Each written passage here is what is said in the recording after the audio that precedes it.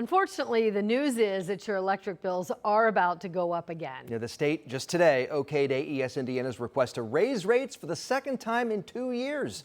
Allison Gormley tells us what's the deal. Disappointing? Commissioner Ziegner?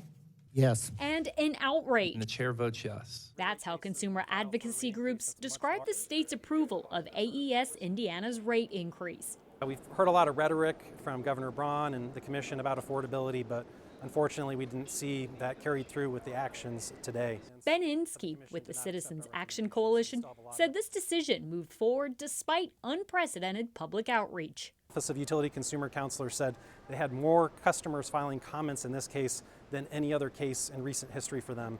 The revenue increase, however, is smaller than what AES initially wanted. Last June, the Utility Commission petitioned to bring in an additional $192 million, in part for new equipment and clean energy initiatives. Instead, state regulators approved $71 million over 2 phases. First rate increase is going to hit in July for customers here in Marion County.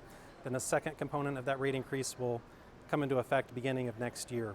Inskeep said the decision did reveal a win for the consumer. AES asked to raise its return on equity, essentially its profit rate, from 9.9% to 10.7%, but regulators instead lowered it to 9.5%. So what's this mean for you? Inskeep said we'll find out when consumer impact calculations are completed over the next few weeks.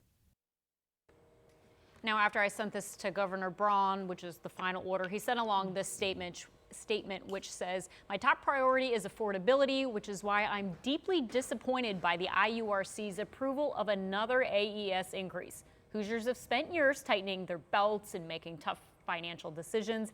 It's time for utility companies to do the same." Yeah, that's something the governor has been talking a lot about. AES also just sent you a statement, right? You Yes. just got it? Minutes before walking out here, AES sent a note that more or less, I have to find it on here, residential customers using 1,000 kilowatts per month are estimated to see less than $10 monthly increase by 2027. So they say it's not going to affect your bill more than $10 over the next 2 phases.